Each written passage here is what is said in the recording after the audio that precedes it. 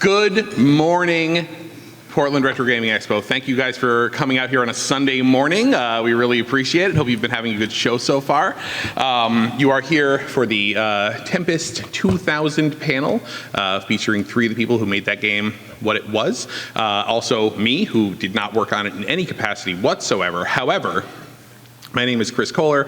I'm editorial director at a video game development studio called Digital Eclipse that is part of Atari. And last year, was it last year? Was it earlier this year? My life is speeding by very quickly, but I had the tremendous professional honor to get to basically direct a video game called Llamasoft: The Jeff Minter Story, in which we pulled together many, but somehow not all of the dozens and dozens of video games that Jeff Minter created from the beginning of his career up through basically 1994 and Tempest 2000. And in putting this all together, I'm not going to ramble too much here, but Tempest 2000, I bought an Atari Jaguar for $20 brand new.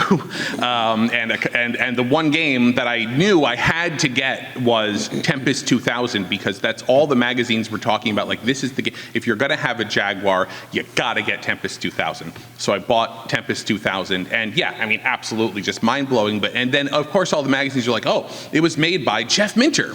And everybody in the US video game magazines was so excited about who Jeff Minter was. And it's but the thing is, in the US, very few of us had really gotten the chance to experience the games, and so Tempest 2000 just came out of absolutely nowhere. This trippy sort of synesthetic take on this Atari arcade game, and who is this guy, and why is he doing this? And what we wanted to convey with Llamasoft, the Jeff Minter story, was that if you start from the very beginning, if you look at the Centipede game that Jeff made for the Sinclair ZX81 when he was a teenager, and you follow that path, through Grid Runner and Attack of the Mutant Camels and light synthesizers like Color Space, you can kind of see that Tempest 2000 was this amazing culmination of just all of the work and all of the projects that he had done to that point, and really refining that Jeff Minter, that singular Jeff Minter style.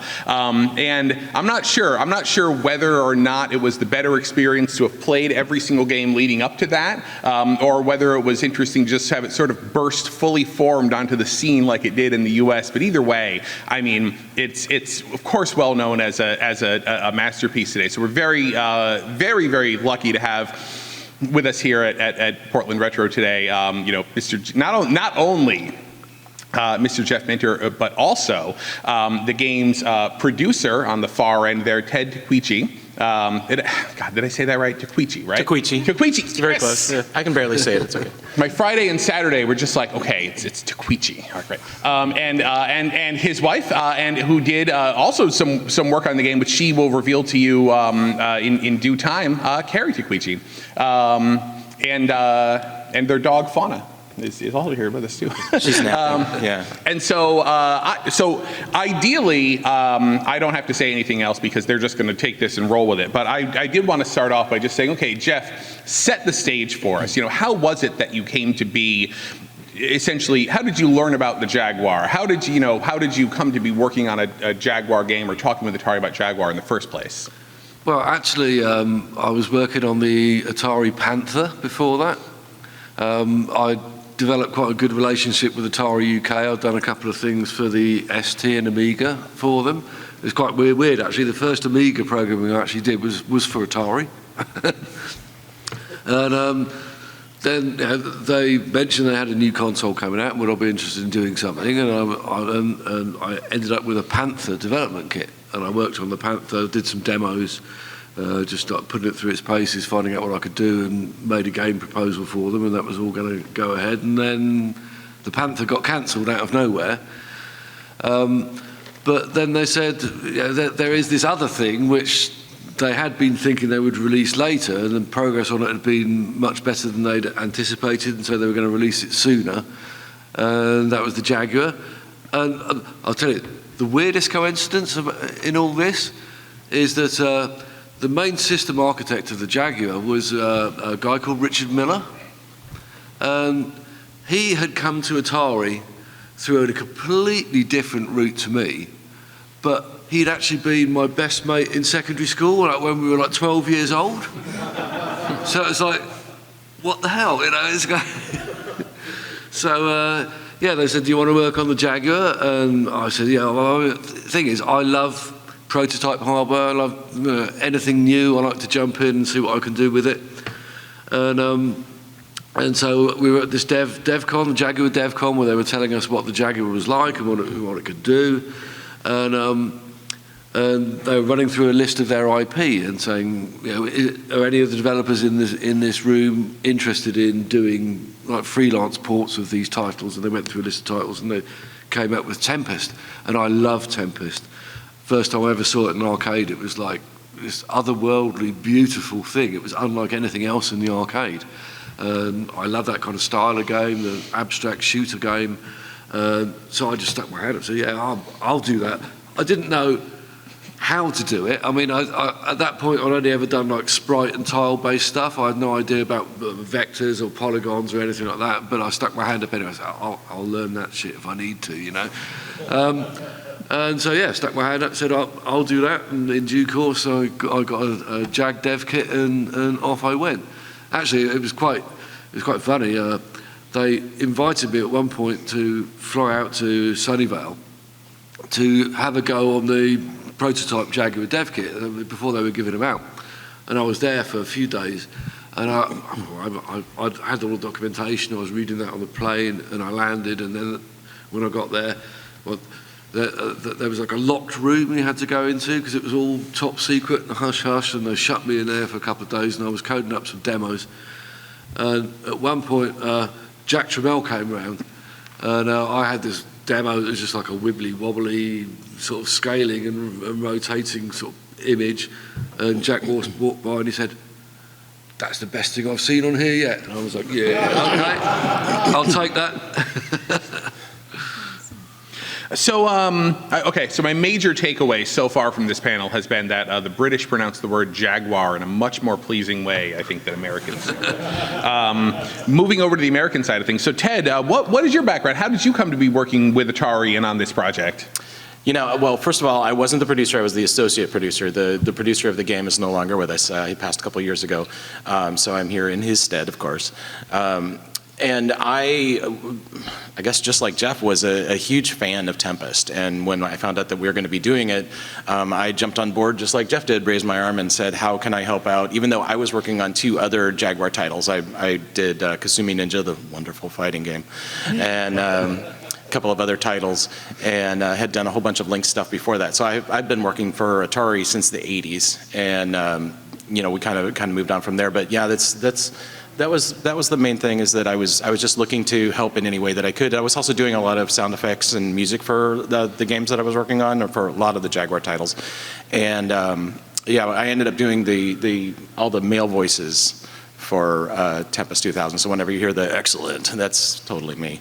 And yeah, it was fun. But we were working on mainly like making sure that the gameplay was where it needed to be, throwing comments at Jeff, kind of ad nauseum sometimes. But it worked out fine. Yeah, so yeah, that was it. And Carrie, what was your background and how did you get involved? Well, I don't really have a background in video games other than I'm married to Ted.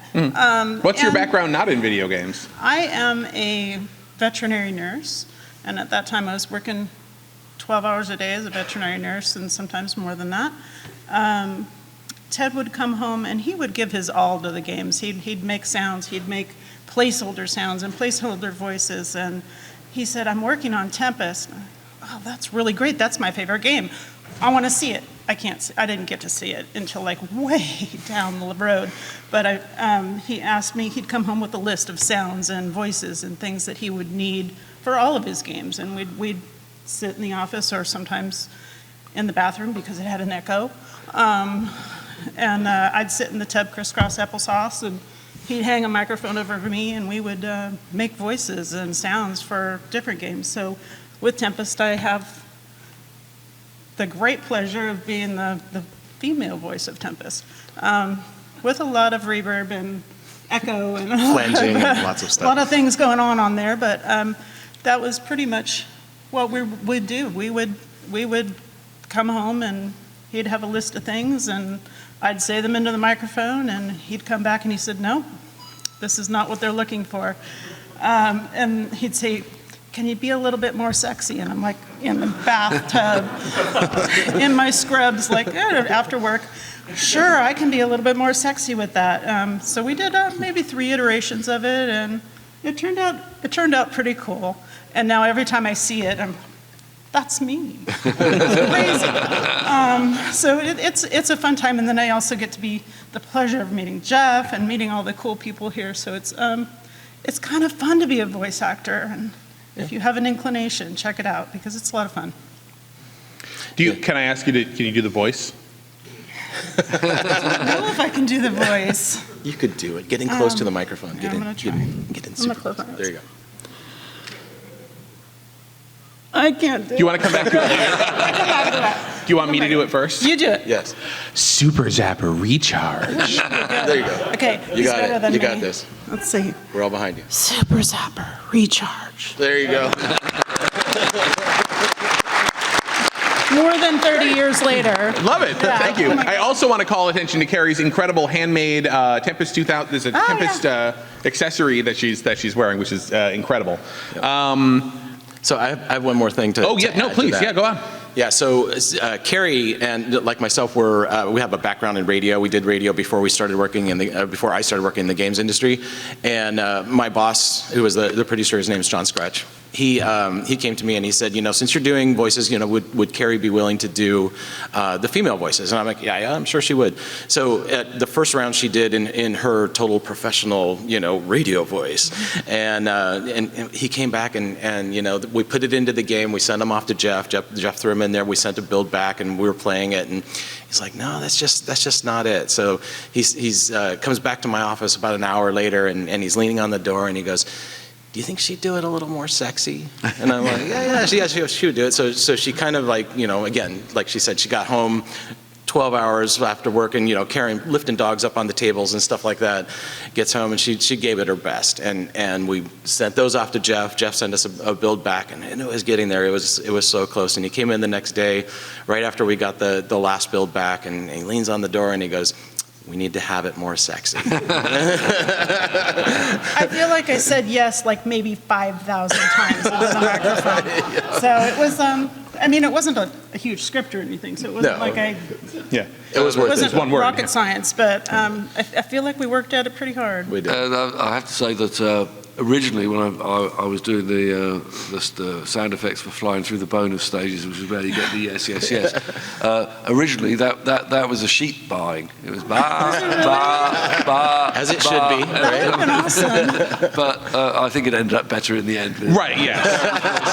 Ultimately, it's up to your own personal taste as to which Did you it would have really, found though? sexier. What you really hear. And there was another story, Carrie, that I read. You had done another interview, and I thought this was really fascinating. Sound effects for crunching bones in the game Evolution Dino Dudes. Dino Dudes. Yeah, this Yeah. was before Ted had really set up our Foley studio and had a lot of things. So we would go through the kitchen, and he'd have that list I was talking about. And one of them was crunching bones, and there was something else that needed to break. So we went through the whole kitchen trying to find everything that was crunchy. And then we'd sit there in front of the microphone and we'd crunch things. And he'd be like, no, your mouth is too closed. You have to open your mouth more so it makes more crunch. So it ended up, the Dino Dude's bone crunching sound ended up being the macaroni from Macaroni and Cheese. Because it had the right length Zipper and the right. wasn't that great, but it made the right noise. So it was a lot of trial and error with a lot of different sounds. And we'd have things and we'd pull pins and figure out what kind of noise is that going to make. And that was a good time. We had a good time with making different video game sounds. Well, one thing you have to realize is that, you know, all of the Jaguar titles, well, I'd say all of the Atari titles that I worked on were very limited budgets. So it was basically like the job as a producer was to find whoever in the industry there or whoever in the office could actually do whatever it is that you needed to do. So I, you know, had done a whole bunch of stuff for radio. So I had done sound effects, you know, and had a huge library of them and was well versed in how to do them. So, you know, it came down to the fact that, you know, my boss asked me if I was willing to do that, and I ended up doing stuff for, you know, a lot of the games. But, you know, it was just because, you know, we were constrained on budget, but we were also constrained on time because we had to make the cartridges, and the cartridges had to be done by July, right, Jeff? Yeah. So, yeah, we didn't have a lot of time, we didn't have a lot of budget, but, you know, we did what we could. I was going through some old discs when I was looking at stuff for the compilation, and I've still got one from you, which is all that's written on the label is "flanged like a mofo." That's right. That's right. Yeah. So as you were going through the design process, what kind of changes happened? I mean, because initially Tempest is wireframe, right? Tempest 2000, there's more like filled polygons or filled thing. I mean, that was sort of a evolution that it went through, right? Yeah, I mean, basically I got the basics of the game working in wireframe, and at one point I was thinking maybe I should just leave it wireframe in order to keep the frame rate as high as possible. But then, John Scrutch, I've got to have a word about John Scrutch. He's such a lovely guy. He's one of the, you know, most kind, gentlest people I've ever met. Just a really, really decent guy. So I'm so sad he's not here to be with us now. Yeah. But he knew exactly how to just, you know, lean on me in just the right way to push me in the right direction to get things working the way that they should be. And he said, yeah, kind of said, yeah, we really need gouache shaded polygons on this. So I put them in, and it looked much better with gouache shaded polygons, and he was quite correct. Basically, he was really hands off as much as he could be, but then would just give you a little nudge in the gentlest, kindest way. No, I really miss John. But yeah, so we put the polygons in, and another turning point in it, really. I mean, it must be said, Tempest is a culmination of all various things have gone together. It's not just my code. I mean, the audio is brilliant, and the music is brilliant. And I remember I made a tape of some of the stuff I was listening to at the time that I thought fit with the game, and sent it off to Imagitech. And then they sent me a cassette tape back of some of the stuff they were working on. And it was so good, I had to ring them up. I said, yeah, is it really going to sound like that in the game? And they're like, yeah, it will. And sure enough, a couple of weeks later, they sent me the audio drivers and the stuff, and I plugged it into the game, and it just sounded phenomenal. It was one of the best sounding video games I'd ever bloody heard at that point. So yeah, when these bits started to come together, that's when I started to think maybe the game wouldn't suck, you know? Those were all done with old school mod files. Yeah. Yeah, tell it. Yeah, you were mentioning actually, Ted, earlier about the mod file format and how that kind of played into the way the music was created. Do you want to elaborate? I mean, that's just one of the things that John asked me if I wanted to do the audio for it, and because I was working on 2 titles for the Jag at that time, there was no way that I could sit down and do a full suite of music. So we ended up just handing it off to Imagitech, like Jeff said. But yeah, it was awesome because I loved old school mod files. I love that. Even like today, doing the looping and that kind of stuff. It's fun to work in, and it's really easy to iterate a quick track and kind of work from there. It's a really fun format to work in. Mm-hmm.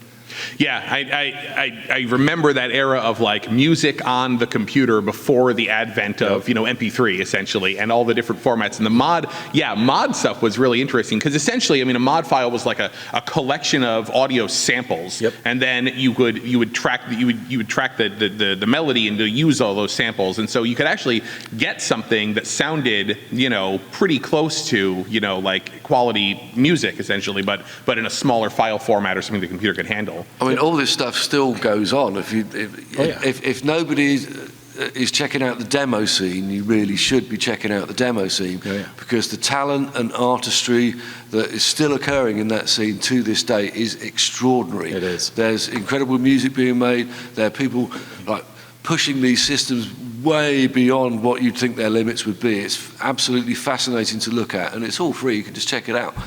So yeah, check out the demo scene if you never have. It's brilliant. And then, of course, one of the things that all the magazines talked about when this was released was the trippy graphics, the trippy effects. How did that come about? How did the Jaguar hardware itself help you achieve that? Well, I mean, I've been interested in doing like music, what I call light synthesizers, which were interactive programs that let you effectively perform abstract graphics along with music. It wasn't like a visualizer that was automatic. It was something that you actually did yourself, you interacted with. And so I've been developing those techniques for a while, and I thought it would be quite nice to incorporate that kind of stuff into the game somehow. And the Jaguar had this interesting hardware, had a nice blitter, and one of the things it could do, which it just occurred to me one day, I could actually perform a transformation on the entire screen and then like feed it back into itself. And I remember sitting in my kitchen in Wales and thinking, what would happen if I did that? That could be quite interesting. And then I went and coded it up and I started to run it, and all these like swirly patterns were coming out. I'm like, this is bonkers. And I like sat there for a couple of days just tweaking the parameters and playing with it. Oh, I've got to bloody use this. It was great. It was a revelation. But that was the first machine that I'd ever encountered where you could actually do that, where you could actually manipulate the entire screen within one frame. I mean, systems up until then had been either sprite and tile based, or on the ST, you'd be struggling just to move the stuff around. So to actually be able to do a significant transform per frame was brand new to me, and the effects that fell out of it were lovely. And I would add to that the engineering team would come out of the room with their hair on fire going, what the hell has Jeff done now? Yeah, I remember one of them saying that I'd run part of the graphics subsystem backwards. It wasn't supposed to be doing that. So what was the reaction initially inside Atari as Tempest was coming together? Did they look at it and say, this is it, this is the killer app for the Atari Jaguar? It really was. Yeah, that was 100% it. They were just, everybody was crazy about it. There wasn't anybody that was even questioning that this was going to be the one to really set the map, set it on fire. So. Except for Jeff, right? Jeff has a different story, I think. No, this is Atari. So I'm talking about Atari Sunnyvale. So. There's something which happened. Basically, I went to the launch party of the Atari Jaguar in New York, and John Matheson was one of the sort of system architects of the Jaguar, was there, and he's another Brit. And towards the end of the night, being British, we're both at the bar soaking up some booze. And he starts going on about, he said, I don't like your Tempest game. He said, it doesn't use the Jaguar hardware very well at all. He thought it was just like a make-weight title for Atari. They didn't really care about it. It wasn't really going to go anywhere. I mean, to be fair, he'd seen an early build where it was still all in wireframe. We hadn't seen the full thing. But no, he was quite heavily down on me. And then, so for ages I was convinced it was going to be a bit rubbish, and then when we were out doing final test, and I think they'd been, whether it was Winter CES, had been out at some show, and guys were coming back all excited and saying that the game had gone down really well, and I was like, what? I thought it was rubbish. So yeah, but it was not. I mean, I became good friends with John later on, but it was nice that he had to eat his words about that. Yes. and we knew. Everybody on our end knew. So yeah. So what happened after the game was released? I mean, certainly it got critical acclaim. I mean, obviously, it struggled because of the struggles of the Jaguar hardware. But how did were there any ways? I mean, Ted, Carrie, also, that Tempest 2000 kind of came back into your life later on after it was released, or Yeah, Carrie. It wasn't super long, but after that. Ted hooked me up with someone, and I don't remember exactly who it was. I have a little bit of a memory issue about that, but I started having requests to do voicemail things, so people would call me up and say, Can't come to the phone right now. I can't come to the phone right now. And that was weird, but also kind of cool. Gave me a little bit of pocket money, go out and do some things. But I do have a love of beads, so I bought a lot of beads and a lot of jewelry supplies out of that little pocket money that was coming in from voice acting in that way. And Ted would run it through the computer, and it would be magical. It would sound just like the game. So that was interesting. But I've never been to anything like this where people are all, "You're Carrie." I'm like, yeah, why? This is the first one we've dragged her to. Yeah. So this has been really cool. Yeah. Cool to meet people, and I feel like I'm kind of honored to be part of this game because the music was great, the graphics are just grabbing, and it was my favorite game anyway. And Jeff did such a good job, and it's just been a really cool ride to see the way that people are still interested in it. Yeah, I mean, it's lovely to see it, and it's also really nice to see you guys. I haven't seen you for 30 years, Right? you know? Yeah. And it's really nice for me to hear like your perspective on the whole thing. And Tempest was very much a team effort. There were so many people involved that it wasn't just me, it wasn't just my code. The audio, the music, John Scrutch's excellent management. It was a team effort, and I'm really just happy and proud to have been a part of something, and really happy that people remember it fondly now. And I'm really happy as well that you finally managed to put it up to 60 frames a second in the compilation. Yay. Yeah, I mean that was. I mean, again, like the Jeff Minter story for the game. I mean, well, prior to Atari 50, there was no atarijaguar emulation that was really performant in any conceivable way. So really, like prior to that, the only way to play Tempest 2000 was to go and literally buy an atarijaguar. That's the only way to really play it.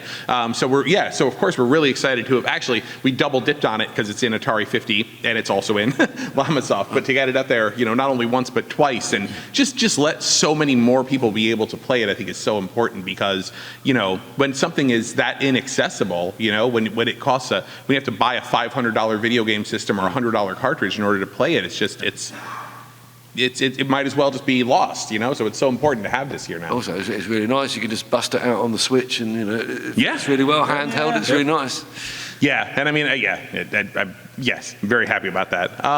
So it's 11:30 now. Well, does anybody have any final words? Carrie summed it up very well, but I'm gonna turn it over for audience Q&A soon if we can get the roving microphone that somebody was gonna do. Oh, okay. Okay, well, I'll rove with the microphone then. But if you guys have any final words before we start asking questions of this audience, go for it. Otherwise, I'll just start having them ask questions. Well, I mean, I'm just saying, all I would say is that I'm absolutely delighted that people are still interested in that game after 30 years, I agree. It's a great privilege to come here and have people still love the thing that we made so long ago. Great, okay. You said it's on mute, just press the mute button. Oh, jeez. It's on the front. It's got a power button. Check. Whoa. Too much. What if too much? Okay. Okay. So Jeff, in the Lamasoft talk, you gave a shout out to David Toyer. What was his involvement for you? Basically, I've never had any interaction with Dave Toyer. I know that a journalist friend of mine did an interview with him a few years ago, and I asked him to ask Dave Toyer if he wasn't was he upset by what I'd done to his game. Apparently, he said it was all right. He wasn't upset. But no, unfortunately, I've never had any contact with him at all. And he'd left games by the time I was doing my stuff. He was working on. He did a graphics utility on the Mac, I think, some kind of thing that was transcoded graphics between different formats. But I don't think he's involved in games anymore at all these days. So yeah, I'm kind of sad. I would have been kind of scared as well, because I'm messing with his design, you know. But I hope he doesn't hate me for it.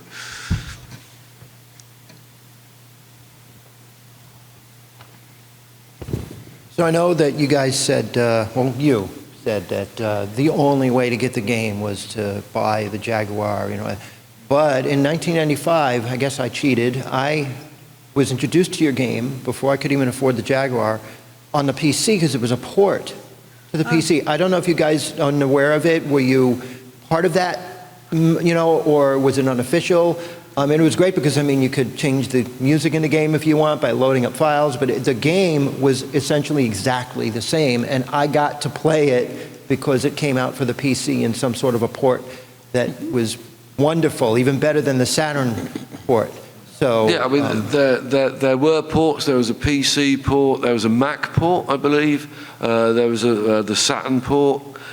There is one thing which kind of upset me. There was a PlayStation port, but they actually changed it. They kind of put in a few more graphical effects, and they called it Tempest X3 or whatever it was called, I think. And I didn't know why they'd done that, because I don't think the changes they made were that beneficial. And I actually heard from the guy who did the port. Years later, I got in contact with him, and he told me that he'd been instructed to change it just enough to reduce the royalty burden. Nice. So that means apparently you were somewhat involved, but got benefit out of the port that went to the PC, because I have to tell you, of all the ports, it was the best, because it was pristine. I mean, they lost nothing.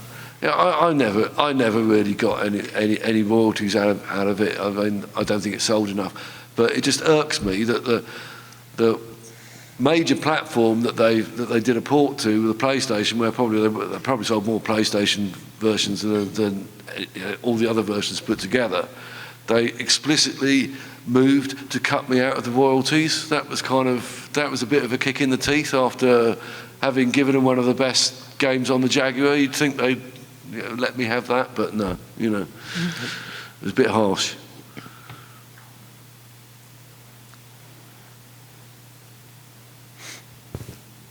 Just wanted to say fantastic work for all of you there. Whose idea was it to bring the soundtrack of Tempest 2000 as a CD as like a CD release with the Jaguar CD?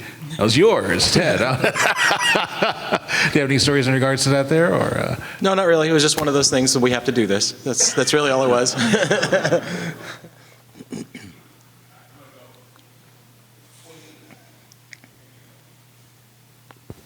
Following up on Jaguars and CDs, it seems like the most obvious thing to have done from Atari's perspective was put this on the Jaguar CD.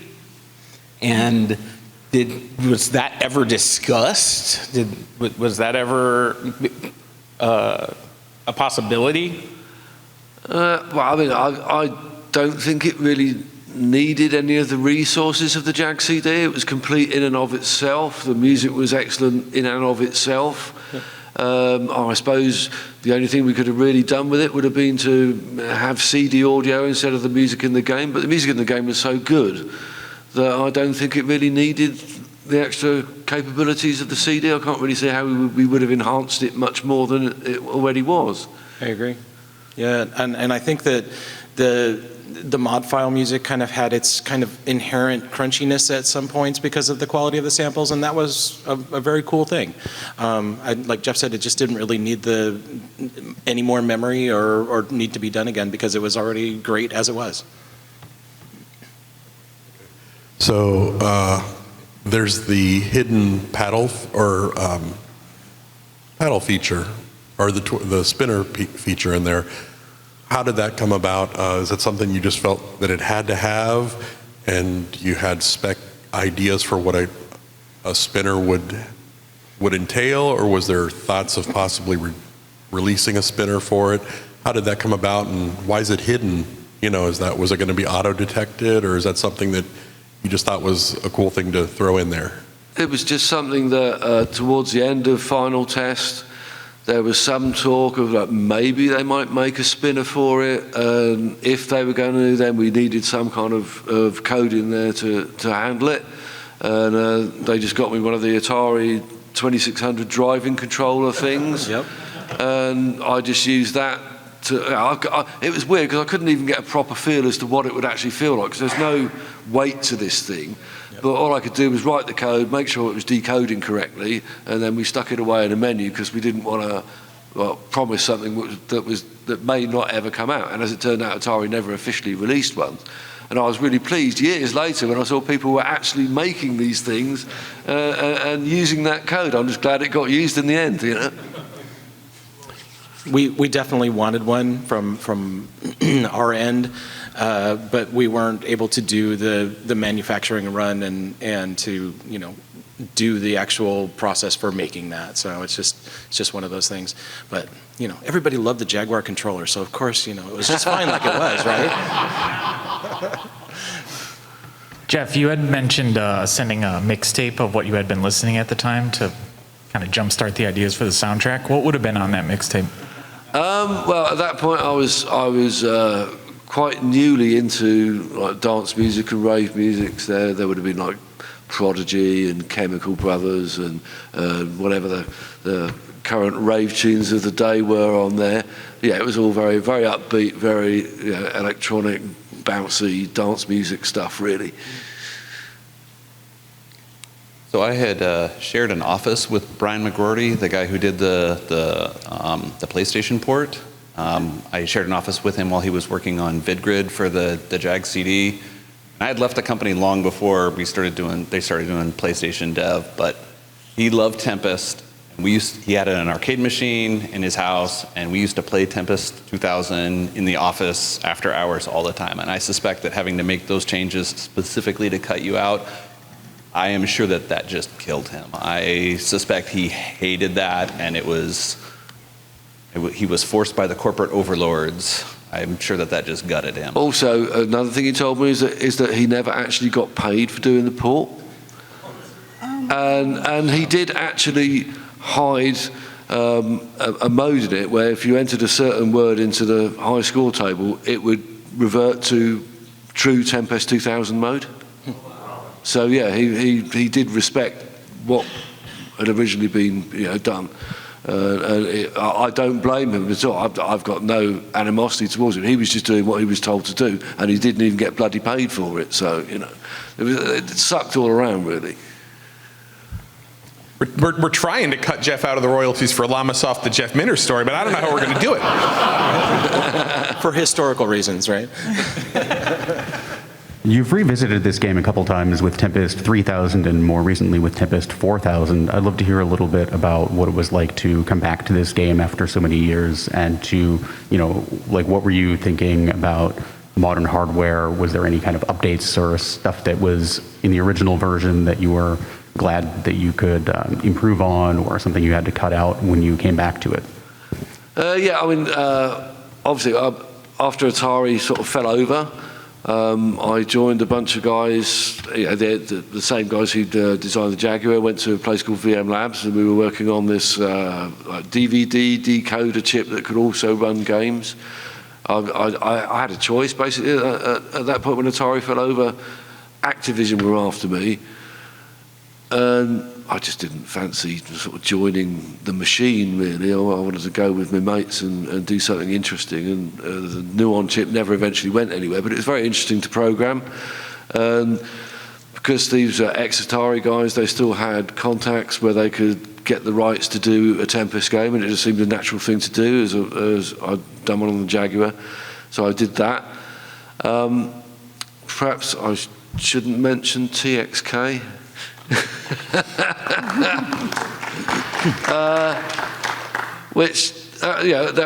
That was a weird situation, and I remember at the time thinking, well, surely we could work this out in a way where we could actually end up working together rather than being at each other's throats.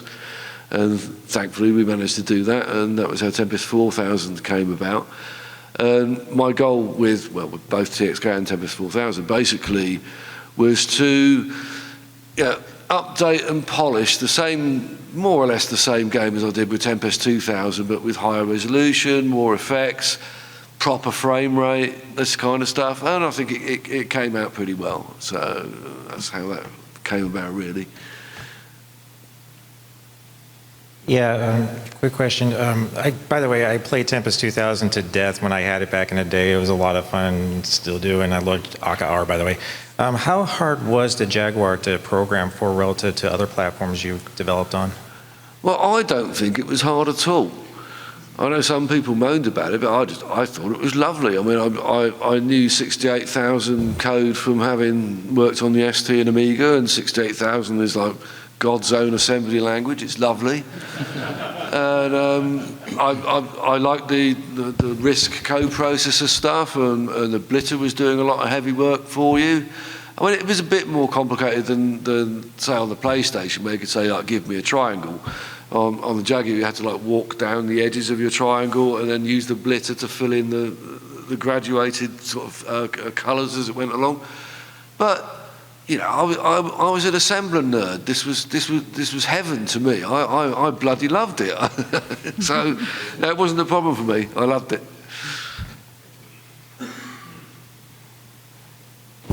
I was just curious how long it took you to make from start to finish.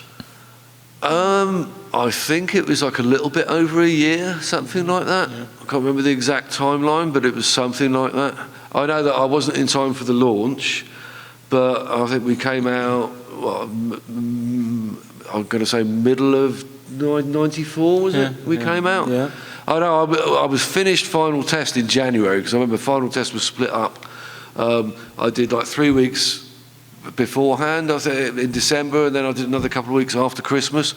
And I remember because Doom came out while I was in final test, and it came out on the 10th to 11th of December, something like that, and somebody brought it in the office, and I was checking it out. I'm like, oh, I want to get this final test over because I'm just going to go home and play Doom for a month, you know. And I did.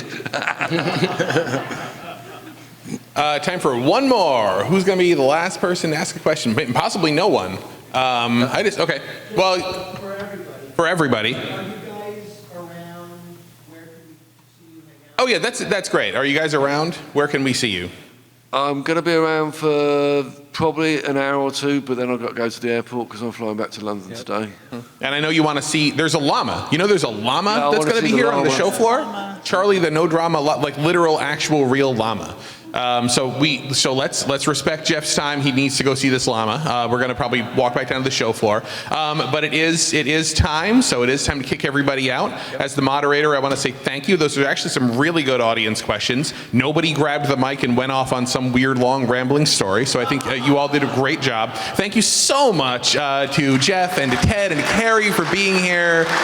You guys are so great. What amazing stories. I love just the image of, you know, Carrie having to eat uncooked pasta in the bathtub. Like, video games are made by people. You know, these stories are the things I love to hear. I'm glad to share that with you guys. So thank you, thank everybody. And we do have cards to sign too. Oh yeah. So there's Ted printed up these cards with their photographs on it, so if you do want to get something signed, they are going to kick us out of the room. But there's an ample space out there that you can get stuff signed. If you brought stuff to have signed, like Hans did here, actually, you should just walk up to Jeff, but then we'll all walk out together.